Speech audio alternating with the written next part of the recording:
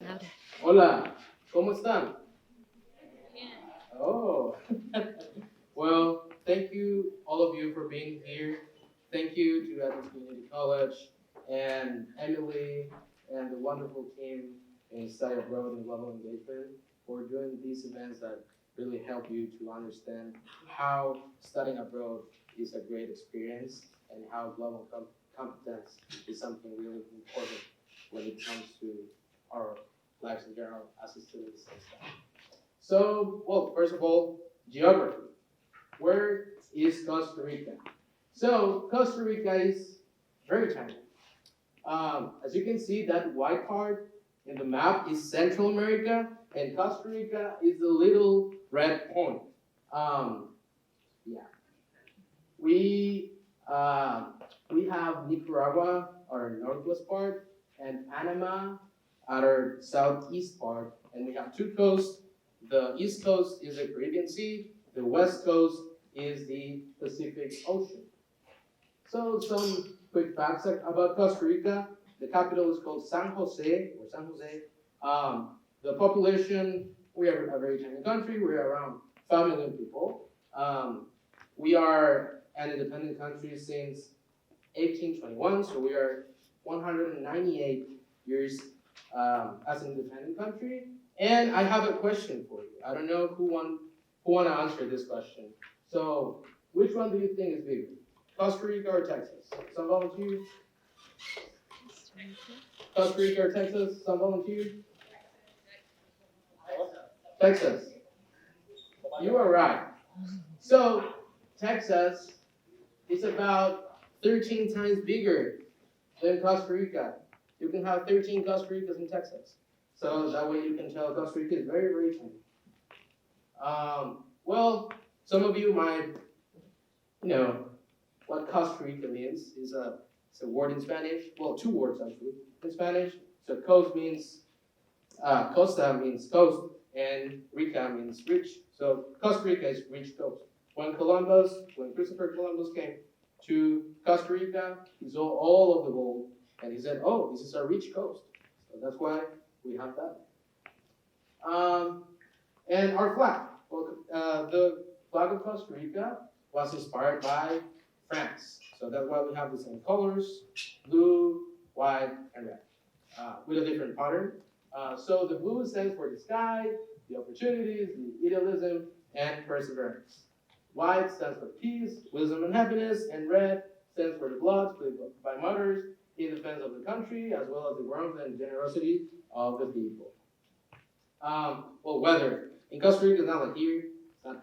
We don't have seasons. We don't have fall, we don't have winter. We just have the dry season and the rainy season. When it's dry, it's very hot. When it's the rainy season, still hot, but it's really humid and like you don't want to get out of your house because it's like storms everywhere. And yeah, I don't like that part about Costa Rica. And well, I would like to talk about a little bit the indigenous people in Costa Rica. So this zone right here, the Mesoamerican region, is Mexico and all of the Central American countries. So you have Costa Rica sharing a lot of culture and knowledge with the indigenous people from Mexico and from the other Central American countries. And also, not just the Mesoamerican region, but with other cultures like the Incas, like the Mayas, like the Olmecs and Aztecs. So yeah, because of the geography, as you can tell, the Inca region, where it's Peru, Chile, Argentina, it's so Costa Rica is between the Aztecs, the Mayas, and the Incas. So it's still a mystery how they came to Costa Rica. But we share a lot of knowledge and a lot of technology that the Incas and other Mayas and Olmecs had came to Costa Rica. So we have 8 major groups of indigenous people in Costa Rica. They're called the Cabecars, Biblis, Engabe, Terraba, Boruca, Huetar, Maleku, and Chorotega. I don't expect you to remember those names. I don't know them. So just some of them. And they were pretty advanced indigenous a pre-advanced indigenous civilization by its time, compared to other countries and even with the Mesoamerican region. So yeah. Well, I'll let you. Oh, I'm sorry. So the images. I'm gonna show some images that might be a little bit distracting for you. So if you wanna just watch two other son of the stage or go away, you can do it. I'll give you 10 seconds.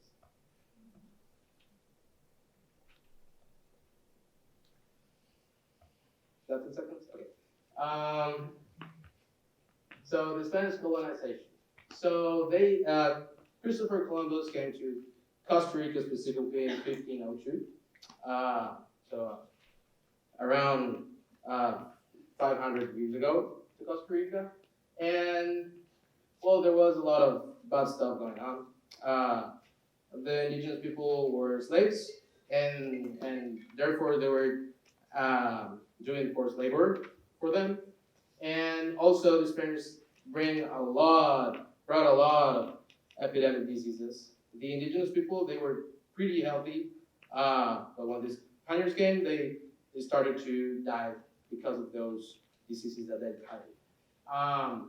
So with slavery and forced labor and the epidemic diseases, the indigenous population in Costa Rica fallen from 120,000 indigenous people to just 10,000 in a matter of 50 years. So that's a lot, and they did pretty bad stuff. As you can see in this image, there was just slaves like in other parts of the world. A pretty sad part of the history. But there were some people, like in every other country, like Pablo Plasvere. He was an indigenous that was trying to get the message through the other indigenous communities, saying, this is our land, the Spaniards don't belong here, we should fight them. But obviously he was killed in 1709 because of the rebellion. So, well, I've been practicing this a lot. So these are three main indigenous languages, and I've been working with someone who knows actually how to speak in these languages. So I'll try to say this correctly. Iyo idor sedit sowoicha. Du rock ki wetap raiki. Ki shakara di shawacha.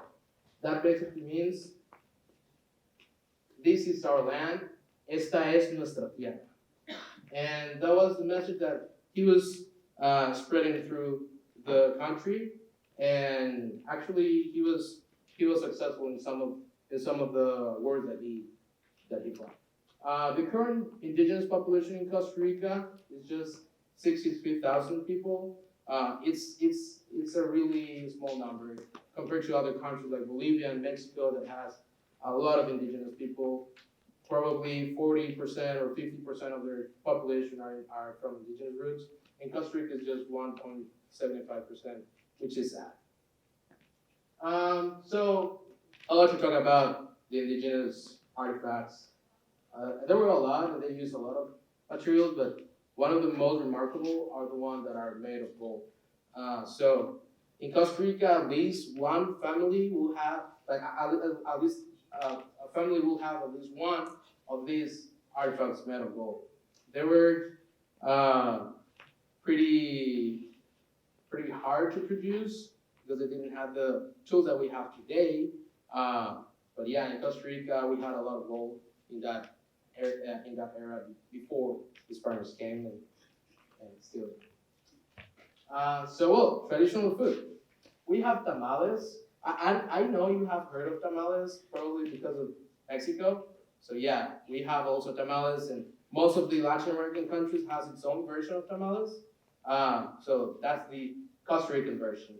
Also, we have gallo pinto and quesadilla, and as you can see, rice and beans are there, as in most of the Latin American countries that are basically, we use recipes for everything, pretty much. So yeah, and you will be you'll be drinking agua de dulce or panela, as they call it in some parts of the country, and in other countries like Colombia, they call it panela. But you will be drinking agua de dulce just after this. I hope you like it. You made it. Now, a little bit more of history. I'll try to make it short. So the Central American independence. So Central America was a department of Spain when they conquered us. The capital was in Guatemala. So a lot of stuff regarding other independence movements, like in France and the United States. So our independence was inspired actually by France and the U.S. But Napoleon Bonaparte invaded Spain, so they had no power anymore. So it was pretty easy for Central America to become independent. So therefore, it was a peaceful process. We didn't have a war or something like that. It was just to sign a paper and we were independent. After that, that was in 1821. After that, the Federation of Central America was formed, and Costa Rica was part of that. It was a hard time for Costa Rica because the Federation of Central America was not a very organized state. So we decided in 1829 to get away from the Federation and became an independent state. And well, after that, some changes happened, but our first constitution was in 1849. It was a very, very good constitution where all the infrastructure and all of the political system and the division of power, the Congress, the executive power, all of that was described in the Constitution as it should be.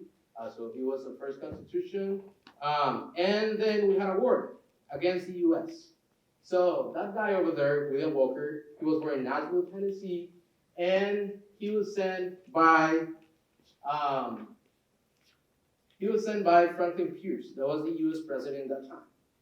So William Walker, he was trying to invade first Nicaragua and then Costa Rica, and after that, the plan was to invade the whole Mesoamerican region. So not just Costa Rica, Nicaragua, and Central America, but also Mexico. And that was why. That was because crossing the United States by land was really difficult, was very expensive, and it was dangerous.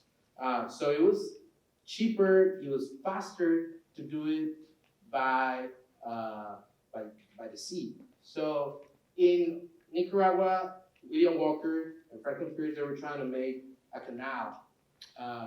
So yeah, that's why he invaded Nicaragua and became a dictator there. And after that, he tried to invade Costa Rica, but we had a national campaign, that's how we call it, organized by our president, Juan, or Juanito as we call it, Rafael Mora, that is now a national hero because of the coalition that he made with other Central American countries. And that's how we were able to defeat the American military in that time. And, well, after that war in 1856, nothing really important happened. Costa Rica was a politically and economically stable country. We grew so much, and we were one of the most rich countries in the zone. But in 1948, we had a civil war. This person right here, Teodoro Picado, who was the president, he tried to become a dictator through the Constitution in Costa Rica. So, Jose, or Pepe as we call him, he formed an army with the help of the Caribbean Legion that were just, that they were revolutionaries with the aim of overthrowing dictatorships across Central America, because in that time there was a lot of dictatorships going on in Central America and Latin America. So this group was formed, and that's how Pepe won the war against Teodoro Picado. So After this civil war, that was one of the most bloodiest wars in Costa Rica. It was in December of 1948, at a ceremony in the capital San Jose, that President José Figueres, wielding a large hammer, symbolically knocked down one of the walls of the Bella Vista army barracks. Enrique Obregón was a sergeant in the Costa Rican army at the time. Yo estuve ahí en el cuartel de Bellavista cuando estaba la paz de Figueres, cuando Figueres. I was there at the Bella Vista barracks, close to Figueres, when he took a swipe at the wall and declared to the world the end of the army. Para nosotros una cosa fue acontecimiento. For us, it was a glorious moment. It really showed the very depths of our patriotism and our democratic sentiment. Okay, so yeah, after the Civil War, the president decided to abolish the army. He said that Costa Rica will not have a war after that bloodiest moment in our history. And so yeah, the National Liberation Army, that was the army he formed, transformed into a political party who nowadays is one of the most strong political parties in Costa Rica. So yeah, that's some part of the history, and from here, that heritage of peace started from this moment. Costa Rica was the first country in the world to voluntarily abolish the army. So yeah, after the abolishment of the army, we designated 8% of our gross domestic product to education. So every year, Costa Rica invests in education, and specifically 8% of the GDP. So because of that, because we didn't have to spend on military and other costs related to it, we were able to have free healthcare since that time, also free and universal education, and even college level. We have 6 main public universities in Costa Rica, and they have a lot of campuses around the country, so everyone can study, and it's totally free. We also have a national insurance company, and also water and electrical services are run by the state. We also have, obviously, private companies. We have private universities, we have private healthcare, we have private insurance and private companies doing all of this stuff. But Costa Ricans will choose the option by the state because it's cheaper and it's better. So after all these processes and wars and Costa Rica became very united. We really know what we are, and we carry that heritage of peace wherever we go. And also from all of those movements and things going on, Costa Rica it is right now a very diverse country. So I'll tell you, last election, the last presidential election, we had about 15 presidential candidates. In other countries, you have 2. In others, you just have 1 because they are dictators, like in Venezuela. But in Costa Rica, we have about 15. We have communists, we have far right, we have the Green Party, we have all of the political ideas, and not because of that people are against each other. We just respect that we are different, and we just live peacefully. I was cute, I know. So how that cute thing became this? How that happened? So, well, I was part of the public system. I went to public elementary school, public high school. But my high school is a little bit different in Costa Rica. I will say we are privileged because in my high school, the IB program was offered. And in Costa Rica, just 20 public high schools offered this program, so I was very fortunate to be part of that program. And the IB program opened my mind to new things. So from that moment, I became a leader. I joined a political party in Costa Rica. and I started doing a lot of things related to leadership. So one of them was Model United Nations, and so I started to became a politician, I would say, from Model United Nations, and from all of those experiences, I was able to attend. I was able to go to the United Nations to represent Costa Rica in that Model United Nations that is one of the most prestigious ones. And after that experience, I figured out that I wanted to study abroad because Costa Rica was too small for me.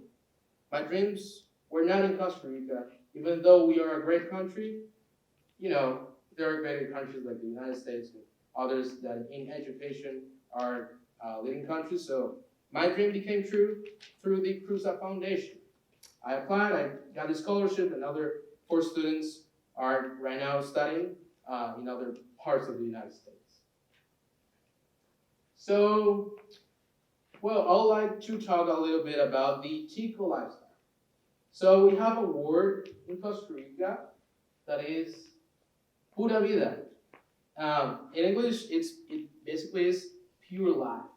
So basically, pura vida is a lifestyle. It's like a state of mind where you're living chill. Costa Ricans are most of the time not stressed.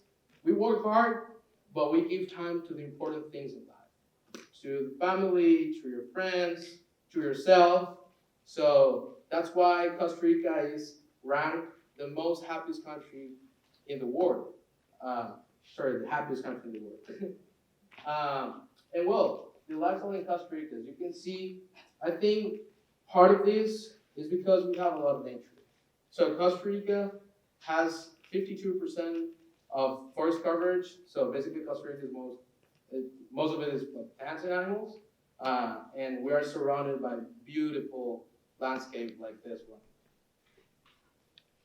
And well, I would like to talk more about now. What Costa Rica is now.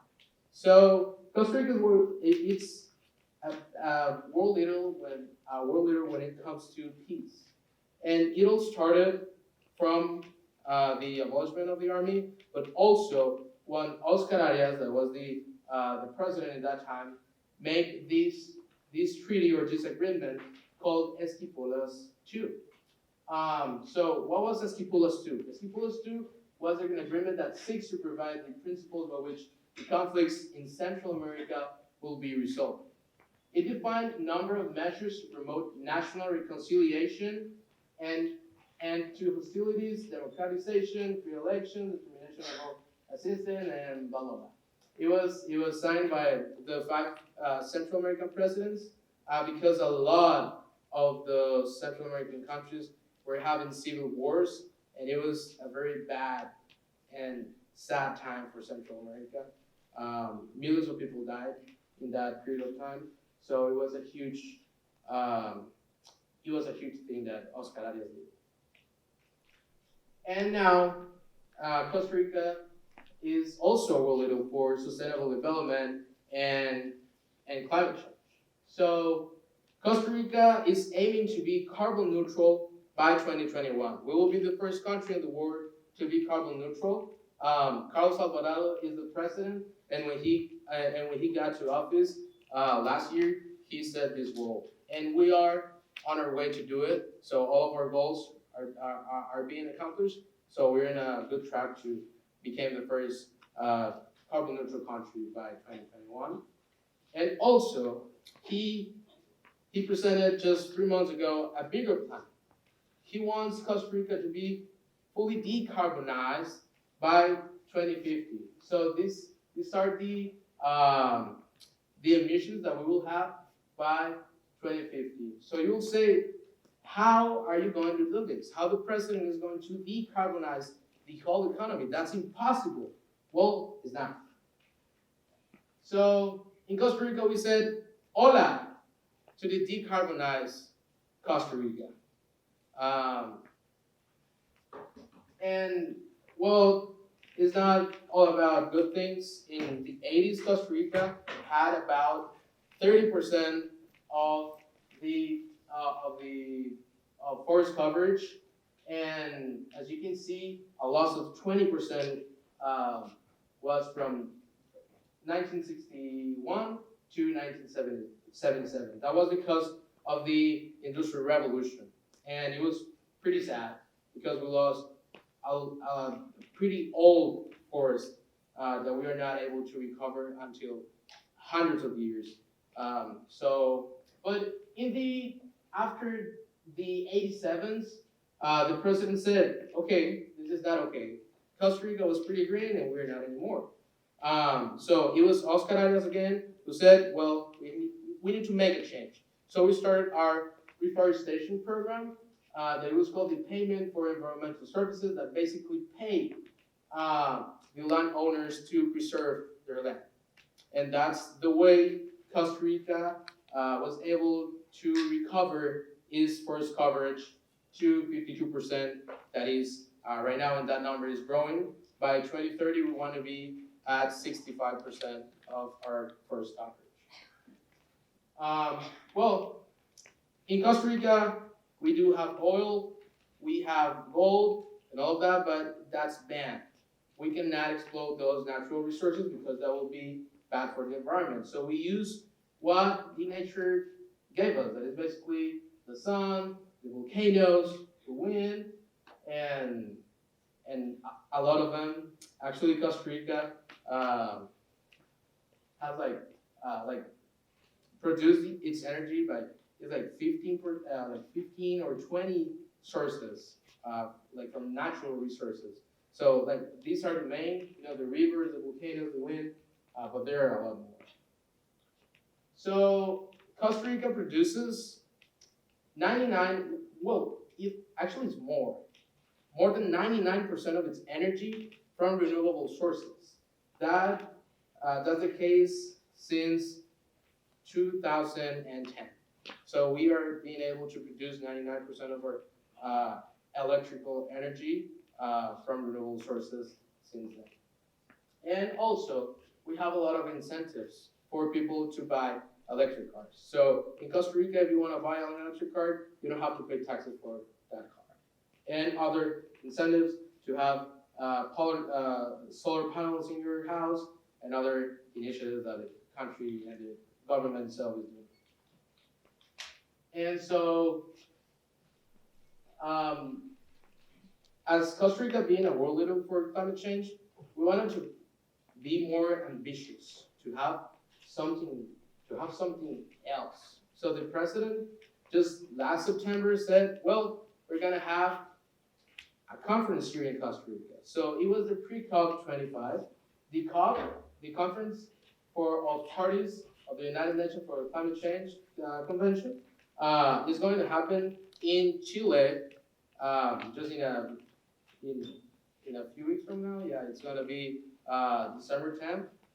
So yeah, in Costa Rica we had the pre-COP that it was basically to set an agenda for the next convention that is going to happen in a few weeks. It was held at San Jose, Costa Rica, and it was pretty good. A lot of world leaders came to Costa Rica to discuss what we're going to do in the future. And also, just this year, Costa Rica A got... mí me gustaría lograr que en el año 2050, aunque parezca muy... Actually, I'm going to say this. Costa Rica got an award from the UN that is called the UN Champion of the Earth.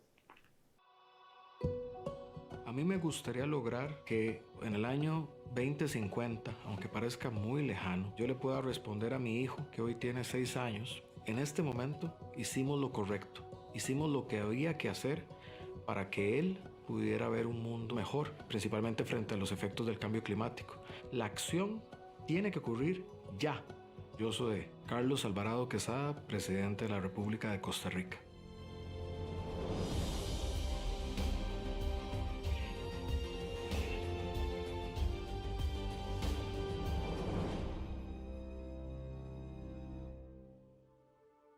Costa Rica tiene una larga data de logros, pasan por lo ambiental, pero también en otros campos. Es una parte de tradición de innovación y de desarrollo humano. Costa Rica eliminó el ejército para ser un país de paz hace 70 años.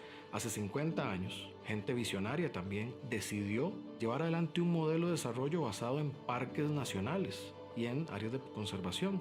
Costa Rica hoy tiene más del 50% de su territorio con algún grado de protección y también logramos de la década del 80 ahora revertir la deforestación de un 20% que llegó y revertirla para ahora tener una cobertura forestal de más del 52%. Y ese es el legado de otra generación. Ahora yo cargo con una responsabilidad de tomar eso que recibí y también proyectarlo al futuro de la próxima generación. Alguien dirá, Costa Rica es un país muy pequeño, lo que haga no tiene un impacto en las emisiones globales, pero lo que se hace en Costa Rica demuestra que sí es posible.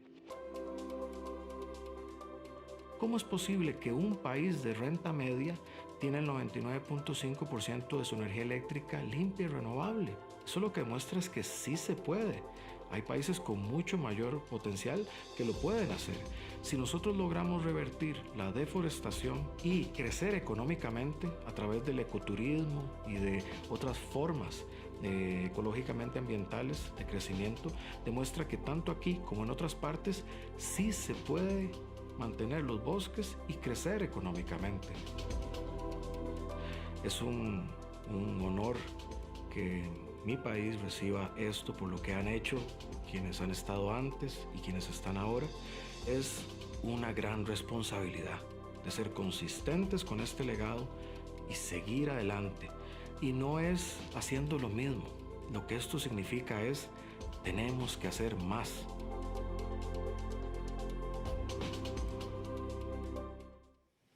So yeah, that was basically it.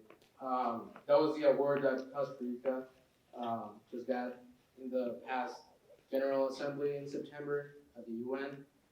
So we are very proud of it, and we are very proud of past governments and our current government doing all of these policy and leadership initiatives to be able to be a world leader for climate change and sustainability.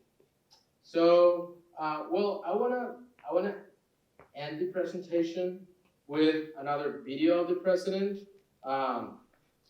that says that it is possible that other countries with higher potential can do what Costa Rica is doing and even more. Buenas tardes, Secretario Good General, afternoon, Excelencias. Secretary General, Quisiera Excellencies. pedirles I que would imaginen lo like siguiente. to ask you to imagine Es this. posible que un país pueda sostener It is su possible for economía a country to con support electricidad its economy 99% with renovable. electricity ¿Sí coming from o no? 99% renewable Es sources. posible que un Is país it possible? tropical Yes or not? Oh, que no. tuvo Is it el índice possible más alto for de a tropical deforestación country en that el had the mundo highest rate logre of en 20 deforestation in the años world in detener 20 y years revertir ese proceso?